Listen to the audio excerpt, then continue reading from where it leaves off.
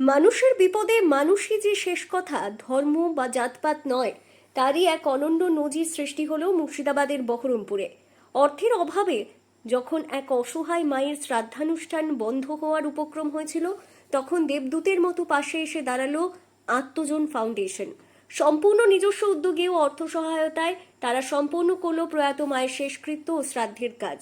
কয়েকদিন আগে হঠাৎই ব্রেন স্ট্রোকে আক্রান্ত হয়ে মারা যান বহরমপুরের কেশবনগর গ্রামের বাসিন্দা মল্লিকা মণ্ডল। তিনি অন্যের বাড়িতে কাজ করে কোনো মতে সংসার চালাতেন। তার আকস্মিক প্রয়াণে অথই জলে পড়ে গোটা পরিবার। স্বামী বয়সের ভারে নুব্জ, কোনো কাজকর্ম করতে পারেন না। বড় ছেলে গুরুতর স্নায়ুরোগে আক্রান্ত এবং ছোট ছেলে এখনও ছাত্র।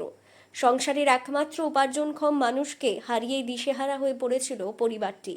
এই পরিস্থিতিতে মায়ের শ্রাদ্ধানুষ্ঠানের খরচ জোগানো তাদের পক্ষে অসম্ভব হয়ে দাঁড়িয়েছিল। এর আগেও আত্মজন ফাউন্ডেশন অন্য এক অসহায় পরিবারের শ্রাদ্ধের কাজ সম্পন্ন করেছিল। সেই খবর কোনোভাবে জানতে পেরেছিল মল্লিকা মণ্ডলের ছোট ছেলে। নিরুপায় হয়ে সে কাতর কণ্ঠে ফাউন্ডেশনের সদস্যদের কাছে মায়ের শ্রাদ্ধের জন্য সাহায্যের আবেদন জানায়। আবেদন পাওয়া মাত্রই হাত গুটিয়ে বসে থাকেনি ফাউন্ডেশনের সদস্যরা। পুরোহিত, নাপিত, দশকর্মা সামগ্রী থেকে শুরু করে প্রায় 50 জন মানুষের খাওয়া দাওয়ার আয়োজন, সব মিলিয়ে মোট 14,000 টাকার বাজেট তৈরি করা হয়।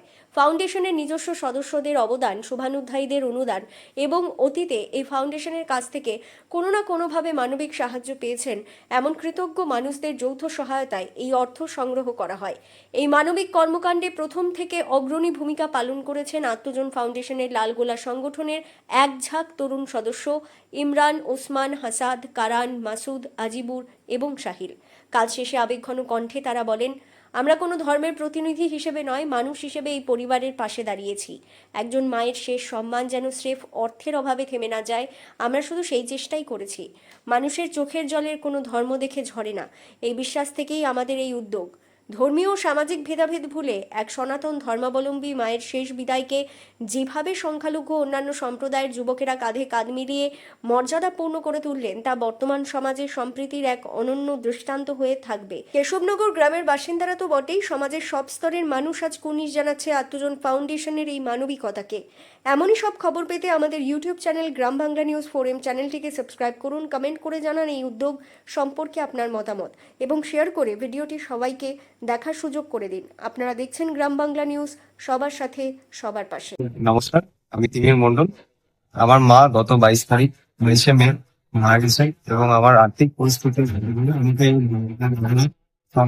সাহায্য করছে এবং আমার কাজটি সম্পূর্ণ করার জন্য সাহায্য করছেন এই দাদারা। তো সবাই মিলে একসাথে এরকম পাশে থাকার জন্য ধন্যবাদ সবাইকে, অসংখ্য ধন্যবাদ।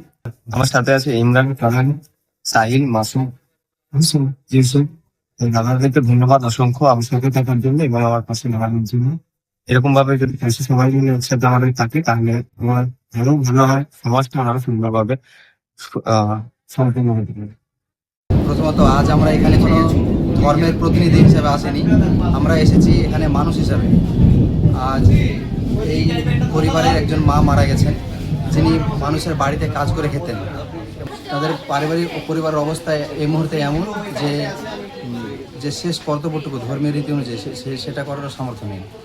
এবং আমাদের ধর্ম ইসলাম শিখেছেন যে মানুষকে সহযোগিতা করে না সে মুমিন হতে পারে না, এবং হিন্দু ধর্ম বলেন সেবাই পরম ধর্ম।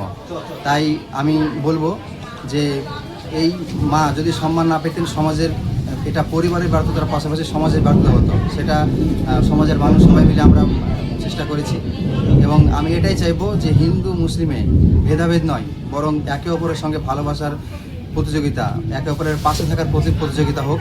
একটা জিনিস মনে রাখতে হবে, বিভেদ মানুষের মধ্যে ছড়ানো খুব সহজ, কিন্তু কোনো কিছু ভালো কিছু ছড়ানো, মানুষের মধ্যে সম্প্রীতির বার্তা ছড়িয়ে দেওয়া ছড়াতে অনেক সাহস লাগে।